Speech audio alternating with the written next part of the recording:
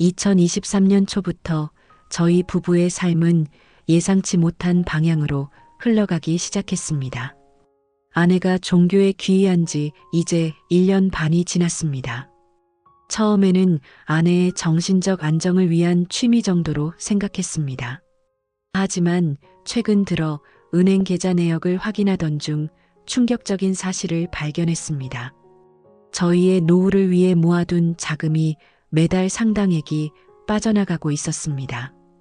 아내는 제 모르게 우리의 노후 자금을 종교단체에 헌금하고 있었던 것입니다. 여보, 이게 뭐야? 왜 노후 자금에서 돈이 자꾸 빠져나가는 거지? 한 달 전 저는 우연히 통장 내역을 확인하다가 매월 일정한 금액이 빠져나가는 것을 발견했습니다. 처음에는 자동이체로 설정해둔 보험료나 투자금인 줄 알았습니다. 하지만 자세히 보니 영성센터라는 낯선 곳으로 매달 500만 원씩 송금되고 있었습니다. 아, 그거. 내가 다니는 영성센터에 헌금하는 거야. 우리 노후를 위한 투자라고 생각하면 돼. 아내는 마치 당연한 일인 양 대답했습니다. 그녀의 말에 따르면 이 헌금은 영적 투자로 우리의 노후 행복을 보장해 줄 것이라고 했습니다. 처음에는 한두 번 정도의 일시적인 헌금인 줄 알았는데 통장 내역을 더 살펴보니 지난 6개월간 매달 꾸준히 빠져나간 금액이 총 3천만 원에 달했습니다. 여보, 우리가 30년 넘게 모아온 돈이야. 노후를 위해 아껴둔 자금인데 이렇게 많은 금액을 상의도 없이 보내도 되는 거야? 제 질문에 아내는 오히려 제가 영적 세계를 이해하지 못한다며 안타까워했습니다. 그녀에 따르면 이 헌금은 단순한 기부가 아니라 영적 은행에 예금하는 것과 같다고 했습니다. 언젠가 몇 배로 축복받아 돌아올 것이라는 확신에 차 있었습니다. 당신은 이해 못할 거야. 센터의 스승님께서 말씀하시길 진정한 부는 물질이 아닌 영혼에서 온다고 하셨어. 우리가 지금 베풀면 나중에 반드시 더 큰 축복으로 돌아온다고. 아내의 눈빛은 과거의 그녀와는 달랐습니다. 마치 완전히 다른 사람이 된 것 같았습니다. 28년간의 결혼 생활 동안 아내는 항상 현실적이고 절약을 중요시하는 사람이었습니다. 그런 그녀가 갑자기 큰 금액을 낯선 종교단체에 기부한다는 사실이 믿기지 않았습니다. 여보, 우리 좀 진지하게 이야기해보자. 그 영성센터에 대해 정확히 알고 있는 게 뭐야? 정말 믿을 수 있는 곳인지 확인해봤어? 제 질문에 아내는 방어적인 태도를 보였습니다. 그녀는 그 센터가 얼마나 많은 사람들의 인생을 변화시켰는지, 스승님이 얼마나 위대한 영적 지도자인지에 대해 열정적으로 이야기했습니다. 하지만 구체적인 정보나 센터의 공식 등록 여부, 재정 투명성 등에 대해서는 알지 못했습니다. 여보, 한번 같이 가보는 게 어때? 직접 보면 당신도 이해할 수 있을 거야. 아내의 제안으로 저는 그 다음 주말 그녀와 함께 영성센터를 방문하게 되었습니다. 서울 외곽의 한적한 지역에 위치한 이 센터는 겉으로 보기에는 평범한 건물이었습니다. 하지만 내부에 들어서자 화려한 장식과 고급스러운 인테리어가 눈에 띄었습니다. 주말임에도 불구하고 100여 명이 넘는 신도들이 모여 있었고 모두 행복해 보이는 표정이었습니다. 보이지? 여기 있는 모든 분들이 스승님의 가르침으로 인생이 바뀌었어. 저기 계신 분은 사업이 망했다가 다시 일어선 분이고 저분은 불치병을 극복하신 분이야. 아내는 자랑스럽게 여러 신도들을 소개했습니다. 그들은 모두 센터와 스승님에 대한 찬사를 아끼지 않았습니다. 특히 헌금이라는 단어 대신 영적 투자 또는 축복의 씨앗이라는 표현을 사용하는 것이 인상적이었습니다. 잠시 후 모든 이들이 기다리던 스승님이 등장했습니다. 50대 중반으로 보이는 남성이었는데 카리스마가 넘치고 말솜씨가 뛰어났습니다. 그의 강연은 주로 영적 풍요와 물질적 축복에 관한 내용이었습니다. 여러분, 진정한 부는 베푸는 데서 시작됩니다. 여러분이 지금 심는 씨앗은 영적 세계에서 몇 배, 몇십 배로 자라나 여러분에게 돌아올 것입니다. 스승님의 말에 신도들은 열광적으로 반응했습니다. 강연이 끝난 후에는 특별 헌금 시간이 있었는데 많은 신도들이 앞다투어 봉투를 내밀었습니다. 더 충격적인 것은 그 자리에서 즉석으로 카드 결제까지 가능했다는 점이었습니다. 여보, 어때? 스승님의 말씀 정말 감동적이지 않아? 아내는 눈을 빛내며 물었습니다. 저는 솔직히 불편함을 느꼈지만 아내를 실망시키고 싶지 않아 애매한 대답을 했습니다. 분위기가 독특하네. 좀 더 알아보고 싶어. 집으로 돌아오는 길, 저는 인터넷에서 이 영성센터에 대해 검색해 보기로 마음먹었습니다. 그리고 집에 도착하자마자 노트북을 켜고 조사를 시작했습니다. 처음에는 공식 웹사이트와 SNS 페이지만 나왔습니다. 모두 긍정적인 후기와 성공 사례로 가득했습니다. 하지만 좀 더 깊이 들어가 보니 몇몇 포럼과 블로그에서 이 센터에 대한 우려의 목소리를 발견할 수 있었습니다. 과도한 헌금 요구, 신도들의 재산 탕진, 가족관계 단절 등의 문제가 제기되고 있었습니다. 특히 한 블로그에서는 이 센터의 스승님이 과거에 다른 이름으로 유사한 단체를 운영하다가 사기 혐의로 고발된 전력이 있다는 주장도 있었습니다. 이런 정보들을 아내에게 보여주고 싶었지만 그녀가 어떻게 반응할지 걱정되었습니다. 직접적인 대립보다는 천천히 그녀를 설득해 보기로 했습니다. 여보, 우리 노후 자금에 대해 좀 더 이야기해 보자. 우리가 60세에 은퇴한다고 가정하면 지금부터 앞으로 10년 정도 더 일할 수 있어. 그런데 그 이후의 30년은 어떻게 살아갈지 계획이 필요해. 저는 최대한 부드럽게 접근했습니다. 구체적인 노후 계획과 필요한 자금에 대해 이야기하며 현재 우리의 저축 상황을 보여주었습니다. 퇴직금과 지금까지 모은 노후 자금을 합쳐도 매달 500만 원씩 헌금을 계속한다면 은퇴 후 10년도 채 살기 어려운 상황이었습니다. 여보, 당신은 너무 물질적으로만 생각해. 스승님께서는 우리가 영적으로 투자하면 물질적인 축복도 따라온다고 하셨어. 실제로 센터에 다니는 이후로 내 마음이 평안해졌고 행복감도 느껴. 이건 돈으로 살 수 없는 가치야. 아내는 여전히 제 우려를 이해하지 못했습니다. 오히려 제가 그녀의 신앙을 방해하는 것처럼 느끼는 듯 했습니다.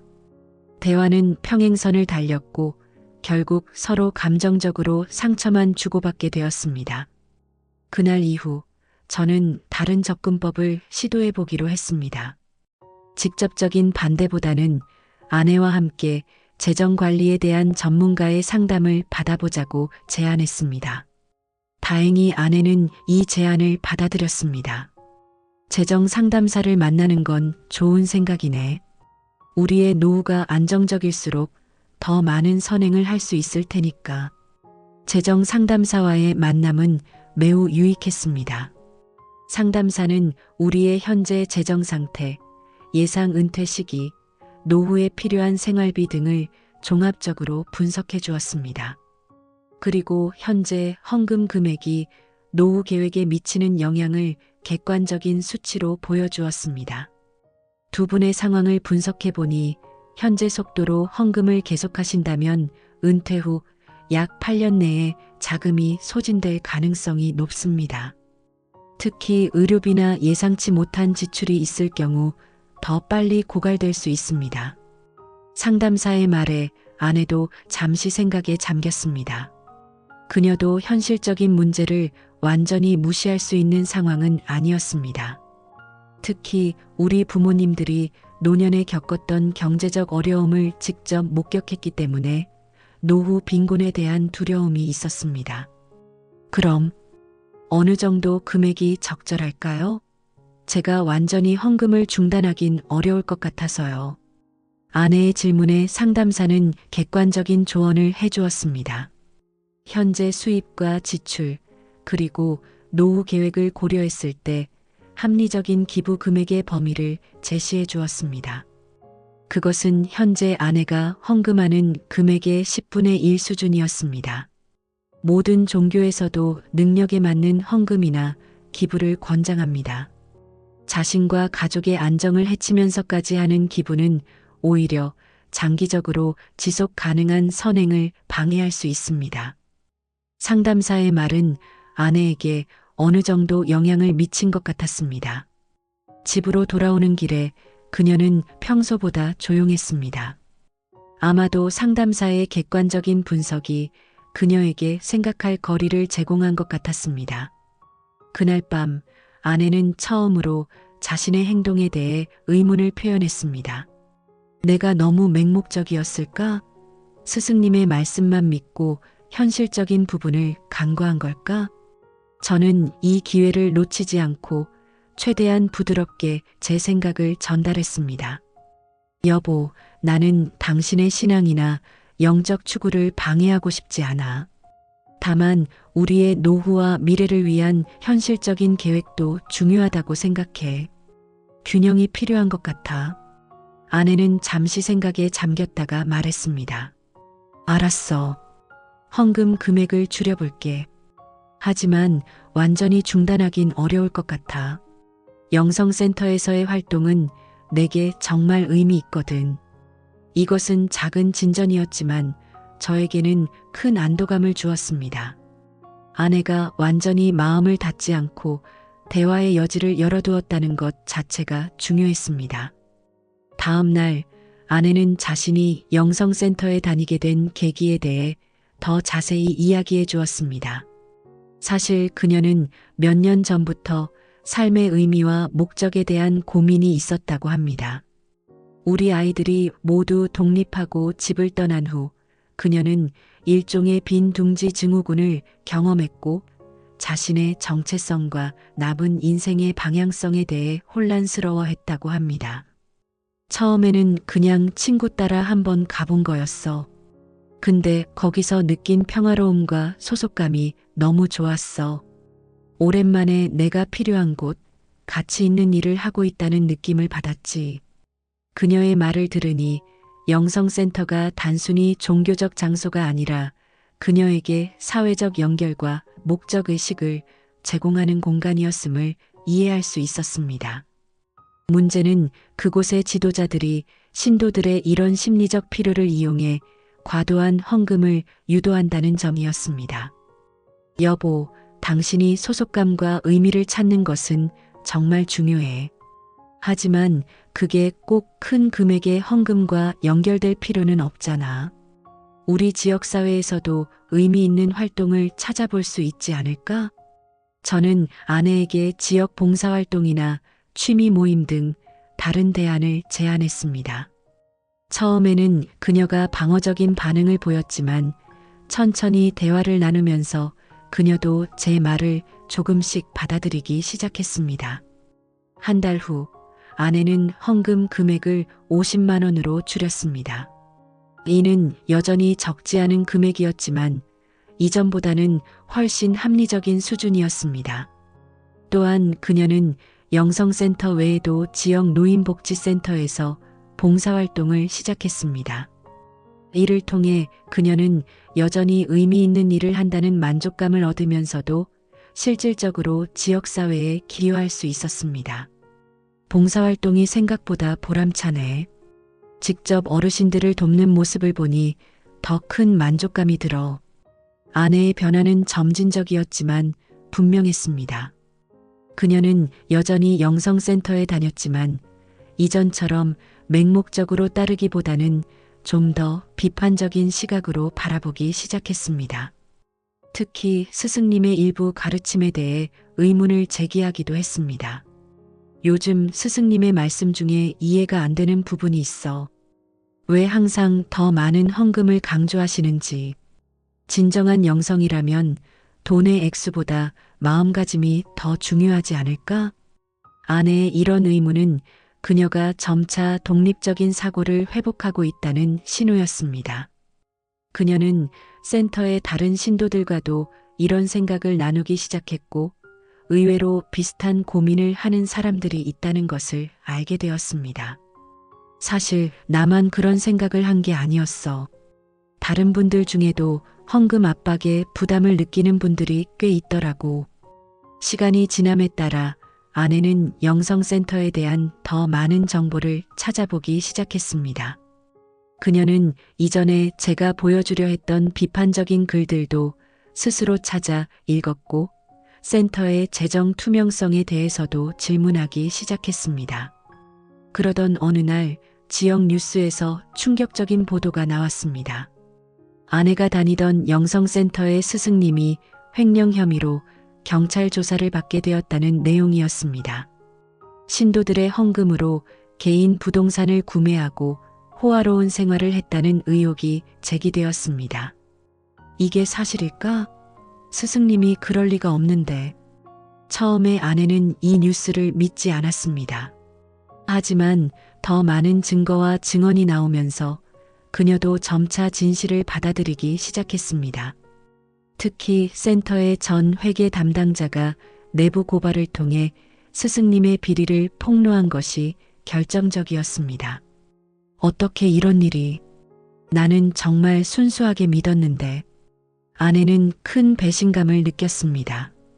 그녀가 진심으로 의지하고 믿었던 영적 지도자가 사실은 신도들의 선의를 이용해 개인적 이득을 취한 사기꾼이었다는 사실을 받아들이기 어려웠습니다. 이 사건 이후 아내는 영성센터에 더 이상 나가지 않게 되었습니다. 그녀는 한동안 큰 상실감과 혼란을 경험했지만 점차 회복해 나갔습니다. 특히 지역 봉사활동에 더 많은 시간을 투자하면서 새로운 의미와 목적을 찾아갔습니다. 이제 보니 진정한 영성은 특정 장소나 사람에게 돈을 바치는 게 아니라 실제로 도움이 필요한 사람들을 돕는 데 있는 것 같아. 아내의 이러한 깨달음은 우리 부부관계에도 긍정적인 영향을 미쳤습니다. 우리는 이 경험을 통해 더 솔직하고 깊은 대화를 나누게 되었고, 서로의 가치관과 인생 목표에 대해 더 잘 이해하게 되었습니다. 여보, 고마워. 당신이 처음부터 의심했지만 나를 강제로 말리려 하지 않고 천천히 스스로 깨닫게 해줘서. 아내의 말에 저는 깊은 안도감을 느꼈습니다. 사실 이 과정에서 저도 많은 고민과 갈등이 있었습니다. 한편으로는 아내의 판단력을 믿고 기다려주고 싶었고, 다른 한편으로는 더 적극적으로 개입해야 하는 것이 아닌가 하는 불안감도 있었습니다. 나도 처음에는 어떻게 해야 할지 몰랐어. 당신을 사랑하니까 행복했으면 했는데, 동시에 우리의 미래도 걱정됐으니까. 우리는 이 경험을 통해 중요한 교훈을 얻었습니다. 첫째, 어떤 단체나 개인을 맹목적으로 따르기보다는 항상 비판적 사고와 질문을 유지해야 한다는 것. 둘째, 부부간의 솔직한 소통과 상호 존중이 얼마나 중요한지. 셋째, 인생의 의미와 목적은 반드시 비싼 비용을 지불해야 하는 것이 아니라 진정성 있는 관계와 행동에서 찾을 수 있다는 것입니다. 앞으로는 우리 노후 자금을 어떻게 관리하면 좋을까? 재정 상담사가 제안한 대로 투자 포트폴리오를 다양화하는 건 어떨까? 아내의 제안에 저는 기꺼이 동의했습니다.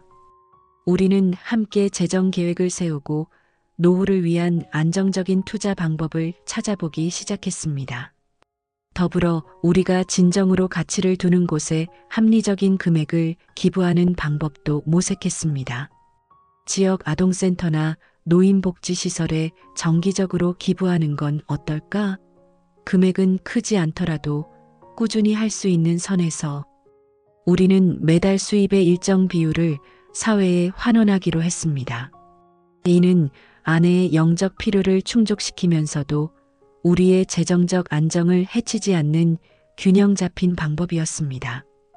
현재 우리 부부는 이 사건으로부터 완전히 회복되었습니다.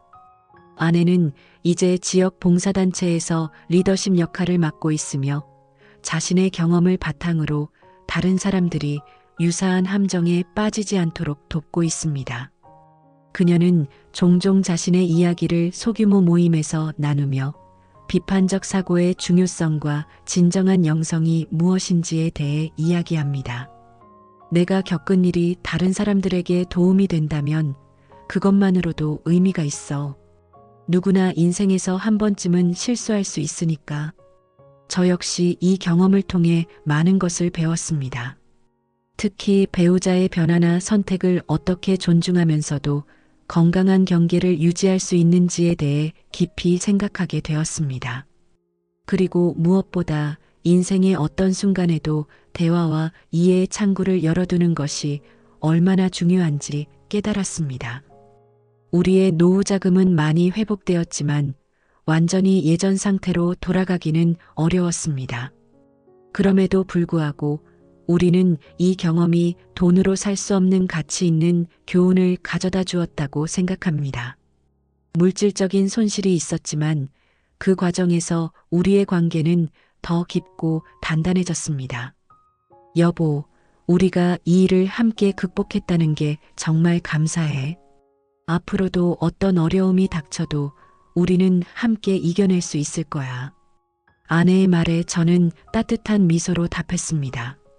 우리가 겪은 시련은 분명 쉽지 않았지만 결국 우리 부부의 유대를 더 강하게 만들었습니다. 지금 생각해보면 그 영성센터 사건은 우리 인생의 중요한 전환점이었습니다. 아내는 이제 자신의 판단력과 직관을 더 신뢰하게 되었고 저는 인내와 존중의 중요성을 배웠습니다. 무엇보다 우리는 노후에 대한 더 현실적이고 구체적인 계획을 세우게 되었습니다. 인생은 정말 예측할 수 없네요. 헌금 문제로 시작된 갈등이 오히려 우리의 재정 계획을 더 탄탄하게 만들었으니까요. 우리는 이제 매월 정기적으로 재정 상황을 점검하고 노후를 위한 투자 계획을 함께 검토합니다. 아내도 이 과정에 적극적으로 참여하며 이전보다 훨씬 현실적인 시각으로 돈을 바라보게 되었습니다. 이제 와서 생각해보면 그 센터에 빠졌던 건 내 삶에 무언가 부족함을 느꼈기 때문이었던 것 같아. 아이들이 떠나고 공허함을 느꼈는데 그곳에서 일시적인 위안을 찾았던 거지. 아내의 솔직한 고백은 많은 중년 부부들이 겪는 보편적인 고민을 반영했습니다. 자녀 양육이라는 큰 과업이 끝난 후 자신의 정체성과 삶의 의미를 재정립하는 과정에서 누구나 혼란을 경험할 수 있습니다. 다행히 우리는 그 시기를 함께 극복하고 새로운 인생 챕터를 시작할 수 있었습니다. 여보, 우리 내년에 제주도 한 달 살기 어때? 항상 가보고 싶었잖아. 은퇴 전에 미리 경험해보면 좋을 것 같아. 아내의 제안에 저는 흔쾌히 동의했습니다. 과거에는 노후 자금을 아끼기 위해 주저했을 제안이지만 이제는 현명한 소비와 절약의 균형을 찾는 법을 배웠습니다. 모든 돈을 미래만 위해 저축하는 것도 현재의 즐거움만 위해 모두 써버리는 것도 바람직하지 않다는 것을 깨달았습니다. 좋아, 제주도 한 달 살기 계획해보자. 우리 노후의 리허설이라고 생각하면 좋은 경험이 될 거야. 이렇게 우리는 새로운 계획과 꿈을 향해 나아가고 있습니다. 물론 가끔은 그 시간을 되돌릴 수 있다면 하는 아쉬움이 들 때도 있습니다. 하지만 그 경험이 없었다면 우리는 지금처럼 더 단단하고 지혜로운 부부가 되지 못했을 것입니다. 여보, 돌이켜보면 그 시간들이 헛되지 않았던 것 같아. 비록 경제적으로는 손해를 봤지만 우리가 얻은 교훈과 성장은 그 어떤 금액으로도 살 수 없는 것들이니까. 아내의 말에 깊이 공감했습니다. 때로는 인생에서 가장 큰 시련이 가장 값진 교훈을 가져다 주기도 합니다. 우리 부부의 경우 노후 자금 문제로 시작된 갈등은 결국 더 깊은 이해와 신뢰 그리고 더 현명한 재정 관리로 이어졌습니다. 최근 저희 동네에 비슷한 영성센터가 새로 생겼다는 소식을 들었습니다. 아내는 지역 커뮤니티 센터에서 세미나를 열어 자신의 경험을 나누고 사람들이 유사한 함정에 빠지지 않도록 경고하는 활동을 시작했습니다. 그녀의 이야기는 많은 중년 여성들에게 공감과 경각심을 불러일으켰고 덕분에 몇몇 분들은 이미 빠져들기 시작한 유사한 단체에서 빠져나올 수 있었습니다. 내 경험이 다른 사람들에게 도움이 된다니 정말 기쁘네요. 인생의 어두운 시간도 결국은 누군가에게 빛이 될 수 있다는 게 신기해요.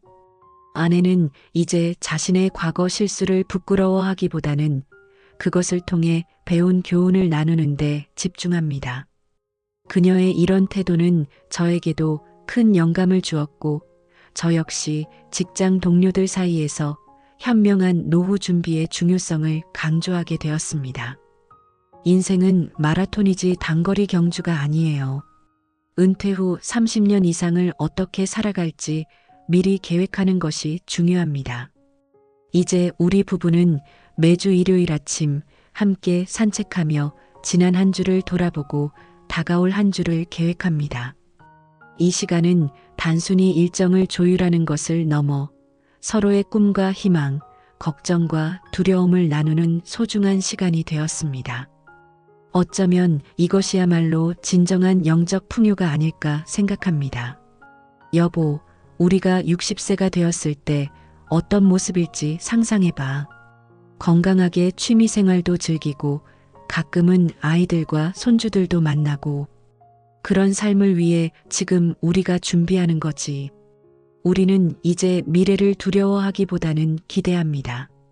물론 예상치 못한 어려움이 찾아올 수도 있겠지만 우리가 함께라면 어떤 문제도 해결할 수 있다는 믿음이 생겼습니다. 아내가 종교단체에 헌금하던 시절의 불안과 갈등은 이제 먼 과거의 이야기가 되었습니다. 사랑해, 여보. 앞으로도 우리 함께 노력해서 행복한 노후를 만들어가자. 아내의 따뜻한 말에 저는 마음 깊이 감사함을 느꼈습니다.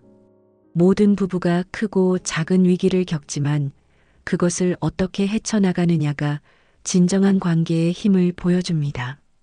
우리 부부는 노후 자금을 둘러싼 갈등을 통해 오히려 더 강한 유대감을 형성할 수 있었습니다. 돌이켜보면 그 시간은 비록 어렵고 혼란스러웠지만 우리 인생에서 꼭 필요한 과정이었는지도 모릅니다. 때로는 가장 어두운 터널을 지나야만 더 밝은 빛을 발견할 수 있는 법이니까요. 우리 부부의 이야기가 비슷한 상황에 처한 다른 부부들에게 작은 희망과 용기가 되길 바랍니다. 인생은 예측할 수 없는 여정이지만 서로를 믿고 존중하며 함께 걸어간다면 어떤 어려움도 결국은 성장의 기회가 될 수 있다는 것을 우리는 배웠습니다. 노후 자금으로 시작된 우리의 갈등은 이제 더 깊은 사랑과 이해, 그리고 더 현명한 미래를 향한 여정으로 변화했습니다.